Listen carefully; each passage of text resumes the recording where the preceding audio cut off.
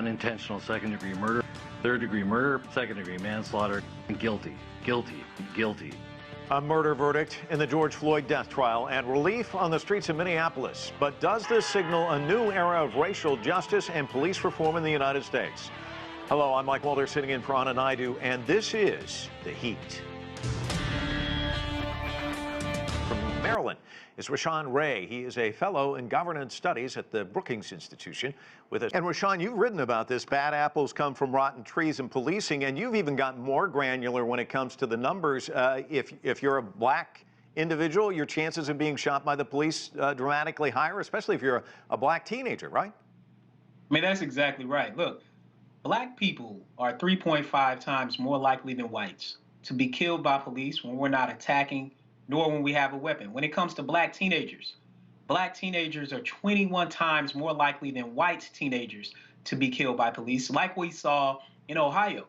And we have to be clear that really what we're talking about is a racial gap that is driven by racial bias. And we have to be very clear about what is happening here, whether it's implicit or explicit. It plays out, and it plays out in stereotypes about black people's bodies, that even when we're unarmed, even when we're not attacking, we see these same incidents. And low-level offenses like an air freshener or tinted windows or a broken taillight are oftentimes used as justification for racial profiling to pull us over, search us disproportionately, and then unfortunately, a lot of these incidents end up being use of force incidents, either police killings or what I call trickle-down policing, the sort of things that we're talking about that don't always end up on a headline, but can end up in a civil settlement where taxpayers are paying out millions of dollars and billions oftentimes each year in civilian settlements for police misconduct.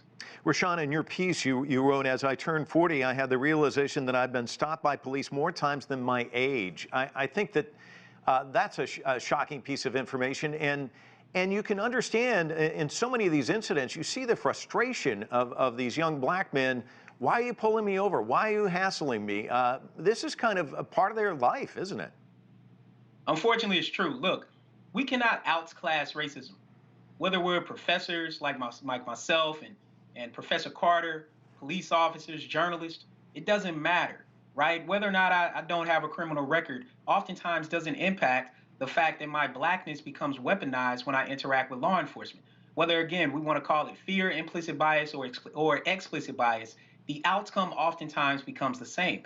And people are sick and tired of being sick and tired because in America, we're told to pull ourselves up from our bootstraps, to do what we're supposed to do, go to school, stay out of trouble. But race in America, and racism specifically, continues to be the genetic birth defect of the United States that we can't seem to get past. Rashawn, the Minnesota Attorney General referred to the people who were there that day as a bouquet of humanity, these people who documented what happened, the people who spoke up against the power at hand, tried to do something to save this man's life. And we know that the cell phone changed everything. And Joseph talked about this misleading account from the police. And yet it was this video produced by a 17-year-old that changed everything. And you have in your article, in the words of Will Smith, racism is not getting worse, it's just getting filmed. Talk to us about the power of that 9-minute video. So I conducted extensive research on social media, in particular Twitter, the rise of the Black Lives Matter movement in Ferguson. We analyzed over 30 million tweets. And what we found is that social media is a way for people to circumvent traditional modes of communication. People can instantly upload information, and that video went viral. And I think that video helped to single-handedly catapult where we are today. That led to that slam dunk case in the conviction of Derek Chauvin. But look, make no mistake, as much as videos matter, they can't do it alone. And we need broad-scale, transformative policy change that deals with qualified immunity, that deals with creating police department insurance policies and individual liability insurance. And we also know that as much as we watch these videos, whether in person witnessing it or watching it repeatedly on the news and on social media, it has an impact on our health. Some of the other research I've done with some of my colleagues shows that women's physical health suffers, more likely to have diabetes, more likely to have high blood pressure. Men's mental health suffers, more likely to be diagnosed with depression and anxiety, because Black pain is traumatic. It is exhausting.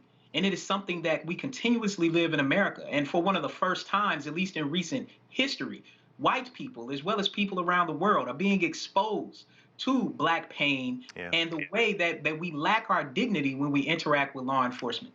Really good point. And I want to thank